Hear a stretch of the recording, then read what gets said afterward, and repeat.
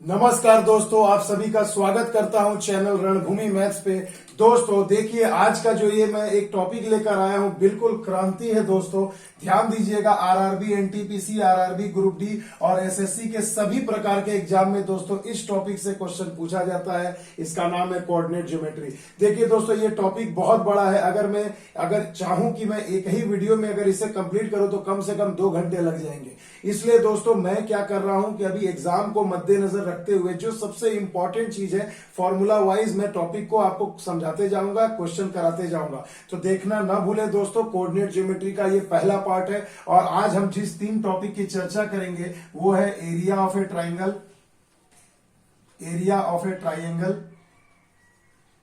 दूसरा हो जाएगा टाइप ऑफ ए ट्राइंगल, और तीसरा टॉपिक हो जाएगा सेंट्रॉयड ऑफ अ ट्राइंगल। यानी कि दोस्तों त्रिभुज का एरिया, त्रिभुज का प्रकार और सेंट्रॉयड या आप केंद्रक पूछा जाएगा, या इसे ही हम इन रेडियस यानी कि अंतः केंद्र का केंद्र कह सकते हैं। इन रेडियस यानी अंतः केंद्र की त्रिज्या कैसे निकालेंगे। तो ये 3 टॉपिक आज हम सीखेंगे दोस्तों बाय यूजिंग कोऑर्डिनेट ज्योमेट्री को निर्देशांक के चैप्टर में। तो देखिए दोस्तों, आइए मैं आपको थोड़ा बेसिक पहले समझा देता हूं कि ये है क्या तीनों चीजें। तो मान लीजिए दोस्तों कि एक त्रिभुज अगर मैं ऐसे ड्रॉ करूं और आपको एक त्रिभुज का ये नाम दे देता हूं ABC।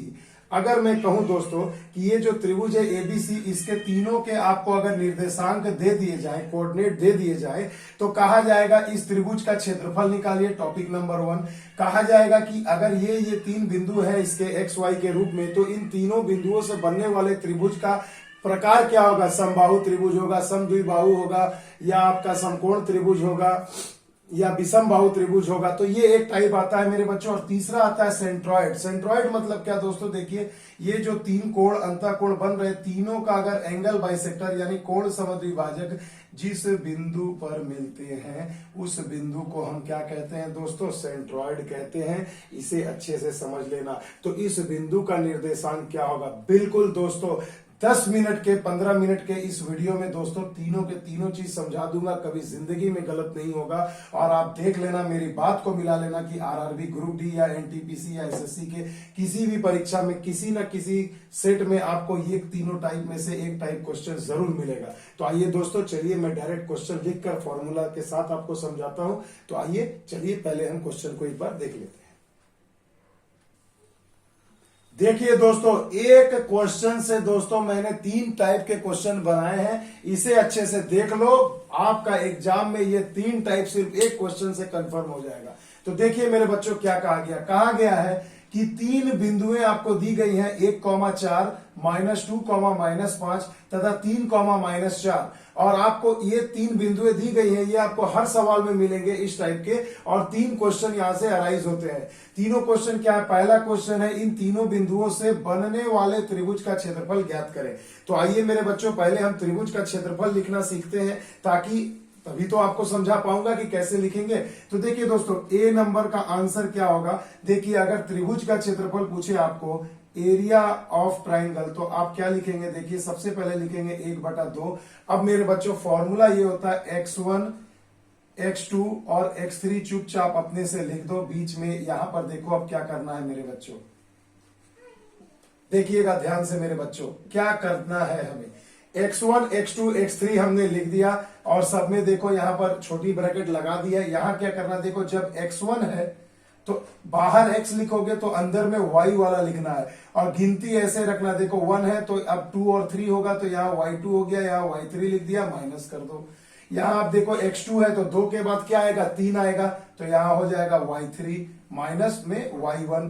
क्योंकि आपके पास 1, 2, 3 तीन ही डिजिट है, तो 3 के बाद क्या आ जाएगा, फिर से 1, 2 चालू हो जाएगा। अब देखो मेरे बच्चों, यहाँ x3 है माने 3 खत्म, तो अब आपको y लिखना है। तो यहाँ हमने लिखा y, यहाँ भी लिखा y। 3 है तो 3 के बाद क्या आएगा दोस्तों, फिर से 1 और 2 आएगा, तो यहाँ 1 लगा दो, यहाँ 2 लगा दो, माइनस कर दो। ये सबसे बेसिक फॉर्मूला है मेरे बच्चों।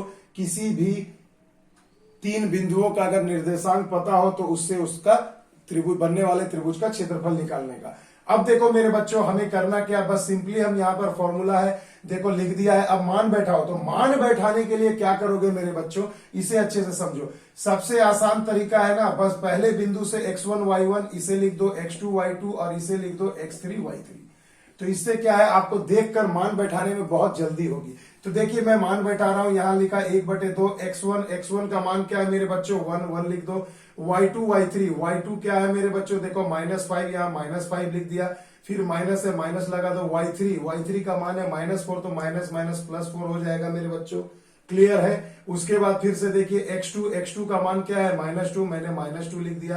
फिर y3 माइनस y1, तो y3 यानी कि -4 है मेरे बच्चों, तो -4 लिख दिया। और फिर से क्या करेंगे हम, माइनस यहां पर अगर करते हैं मेरे बच्चों, देखिए ध्यान से, यहां पर अगर मैं माइनस करता हूं क्या हो जाएगा, y3 माइनस y1 को माइनस कर दो तो क्या हो जाएगा 4 है भाई यहाँ पर। क्लियर है मेरे बच्चों।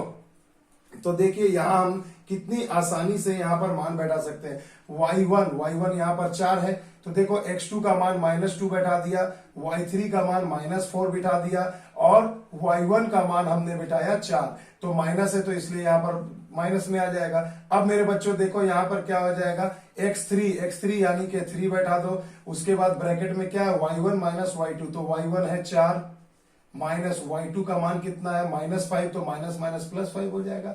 बस सिंपल है। अब आप इसे सॉल्व कर लीजिए, 1/2, 5 में से 4 गए, 1 -1 तो -1 हो जाएगा। इसे देखो 4 और 4 कितने हो गए 8, -8 16 यानी माइनस माइनस प्लस यानी कि +16 हो जाएगा मेरे बच्चों। क्लियर है यहां तक। उसके बाद देखो 5 4 9 9 3 27 हो जाएगा। अब मेरे बच्चों देखो ये आपका मान यहां पर आ गया।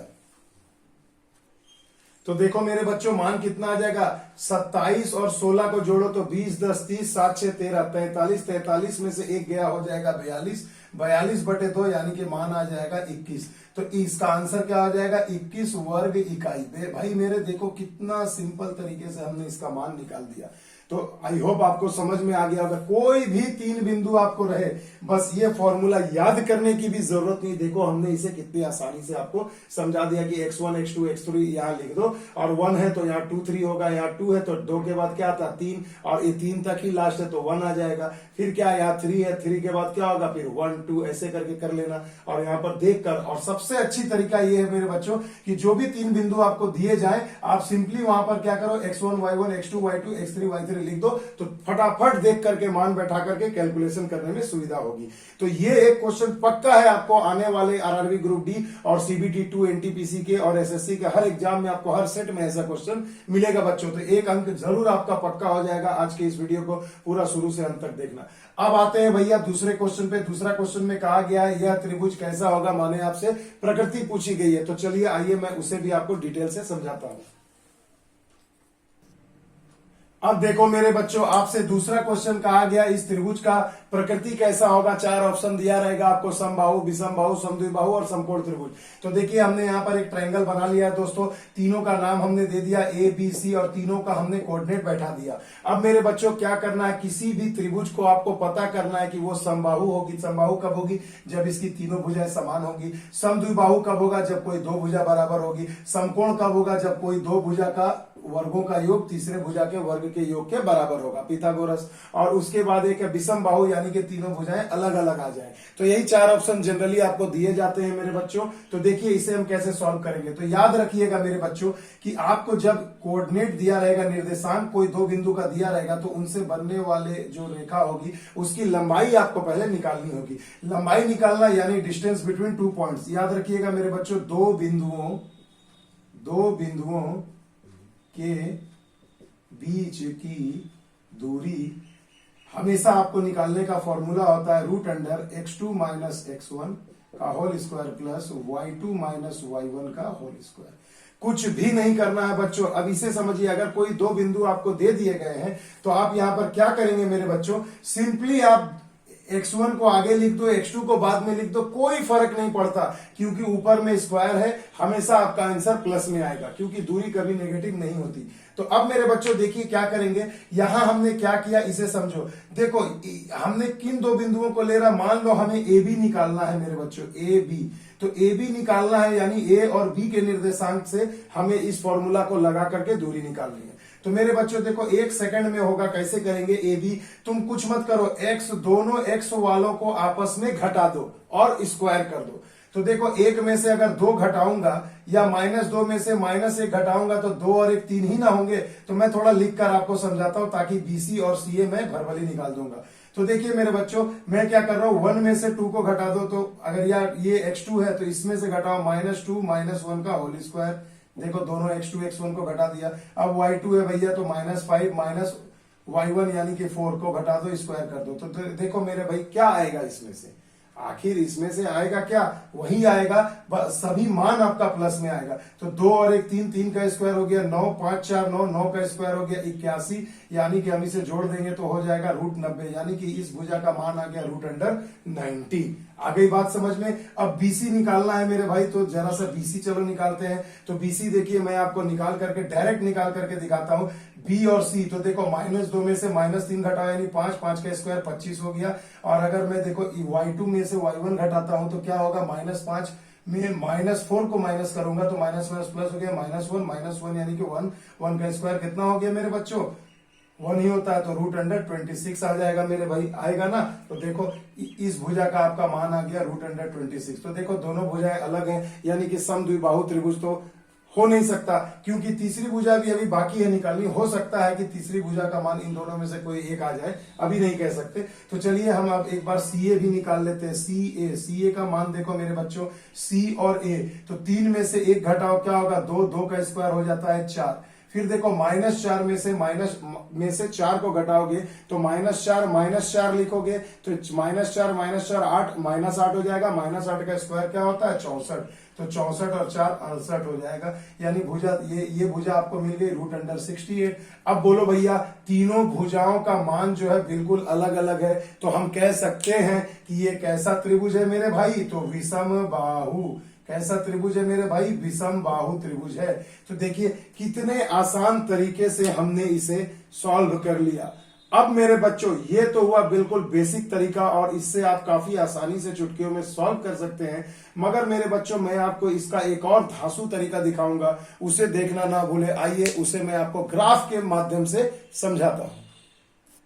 अब देखिए दोस्तों, एक मैं आपको शॉर्टकट तरीके से भी समझा सकता हूं, बिल्कुल 5 सेकंड लगेंगे, अभ्यास कर लेना। इसे ही यह त्रिभुज कैसा होगा। तो मेरे बच्चों आप मुझे एक चीज ये समझाओ पहले कि हमें ग्राफ हमने तो बनाया होगा ना प्राइमरी क्लास में, 9, 10 अपर प्राइमरी में। तो देखिए मेरे बच्चों, हाई स्कूल जिसे कहते हैं हमारे यहाँ, तो इसमें हम लोगों ने बनाया था। अब देखो इसमें हम क्या कर सकते हैं, 1,4 है तो भाई मान लो ये एक्सिस, ये एक्स अक्ष है, ये y है, ये x डैश है और ये y डैश है, ऐसे करके बनाया था हमने। अब मेरे बच्चों देखो कलम नहीं चलाना पड़ेगा परीक्षा में, बस ये ग्राफ चुपचाप कहीं पर 2-4 लाइन खींचकर इसे एडजस्ट कर लेना। देखो क्या है, 1,4, तो चलिए ये 0 0 है तो 1 और 4 y में 1 2 3 4, तो देखिए भैया ये आ गया आपका ये वाला बिंदु आ जाएगा। उसके बाद देखो -2,5, तो -2 तो 1 2 लेफ्ट साइड और 5 1 2 3 4 5, यानी कि मान लो ये वाला पॉइंट आपका आ गया। और तीसरा क्या है, 3, -4, तो भैया यहां से देखो 1 2 3 और 1 2 3 4, ये वाला पॉइंट, देखो 3 पॉइंट मिल गए। अब मेरे भाई आप बताओ, अगर इन तीनों को मैं मिला करके एक अगर मैं बनाता हूं एक त्रिभुज, तो भैया बोलो क्या ये तीनों भुजाएं अलग अलग नहीं है? यहां से आप घर भी गिन सकते हैं। देखो गैप 1 2 3 4 5 का गैप है, यहाँ 1 2 3 4 5 6 7 8 का गैप है, यहाँ 1 2 3 4 5 6 7 8 9। तो देखो भैया जनरली आपको इस तरह से आंकने से ही समझ में आ जाएगा कि भैया ये त्रिभुज क्या है, समबाहु है या विषम बाहु है या समद्विबाहु है या समकोण है।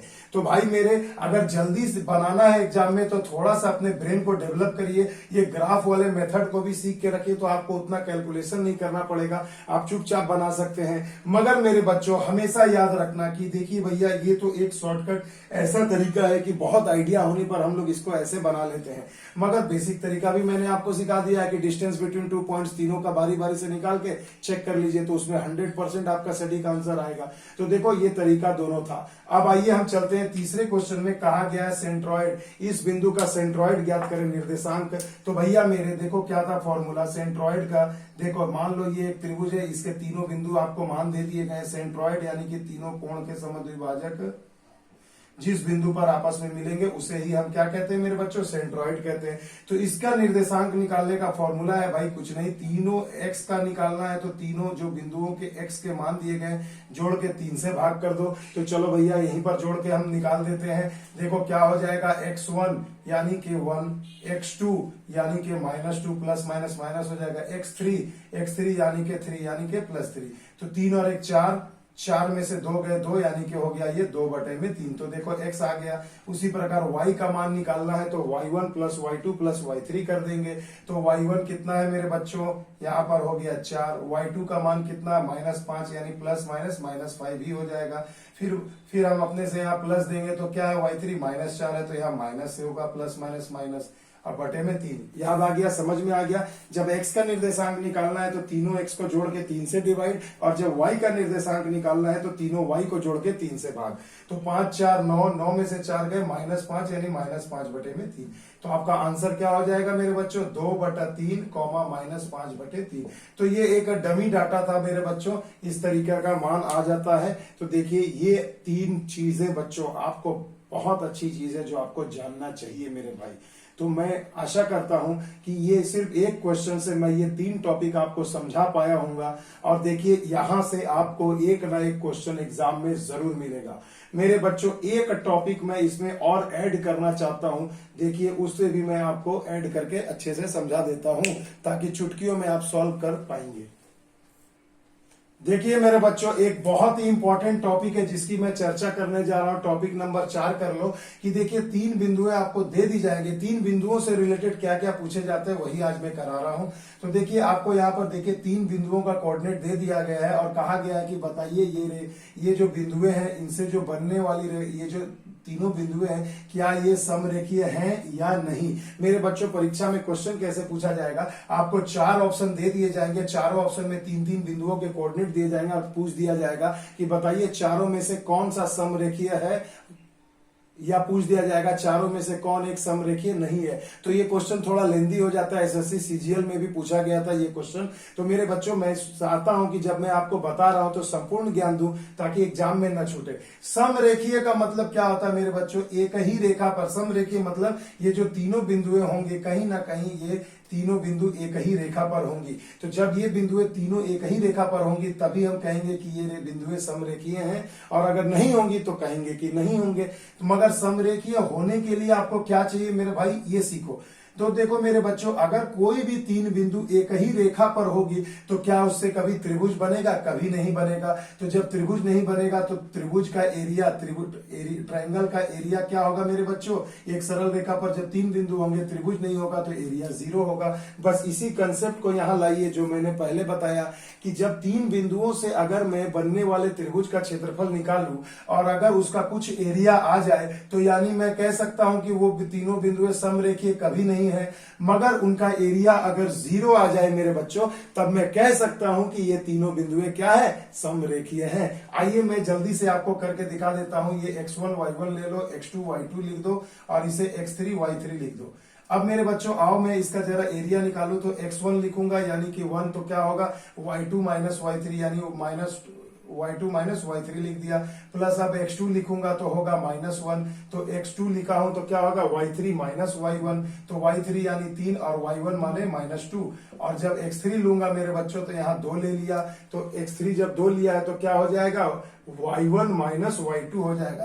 तो मेरे बच्चों देखो y1 यानी कि 2 और माइनस y2 माइनस माइनस +2, तो देखो ये हो गया। अगर ये एरिया 0 आ जाए तो मैं कहूंगा कि ये तीनों बिंदु समरेखीय हैं, एक ही सरल रेखा पर है। और अगर 0 नहीं आया तो मैं कह सकता हूं कि ये तीनों बिंदु समरेखीय नहीं है। एक क्वेश्चन ऐसा एग्जाम में जरूर बनता है दोस्तों। तो देखिए 1/2 ये हो गए -5 यानी -5, इसे 3 में से 2 गए 1, ये हो गया -1, ये 2 2 4 4 दूनी 8। तो देखो मेरे भैया ये 0 नहीं आ रहा है क्योंकि 8 में से 5 1 6 गए तो क्या हो गया दो हो जाएंगे तो 2/2 यानी कि 1 आ रहा है। इसका मतलब क्या कि ये जो रेखाएं हैं वो ये बिंदुएं जो है ये समरेखीय नहीं है। अगर 0 आ जाता मेरे बच्चे तो मैं कहता कि समरेखीय है। तो ऐसे क्वेश्चन भी आ सकते हैं। देखो मेरे बच्चों 15 से 16 मिनट के इस वीडियो में मैंने आपको 4 ऐसे इंपॉर्टेंट टॉपिक बता दिए जो एग्जाम में आएंगे ही। तो आशा करता हूं आपको समझ में आया होगा, मजा आया होगा। दोस्तों इसे अच्छे से सीख लेना, ग्रुप डी एनटीपीसी में आएगा ही आएगा और एसएससी में भी आता है। तो चलिए दोस्तों मिलते हैं अगले वीडियो में कोऑर्डिनेट ज्योमेट्री के ही कुछ अलग फॉर्मूला और कुछ नए कंसेप्ट के साथ। तब तक के लिए दोस्तों जय हिंद, जय भारत।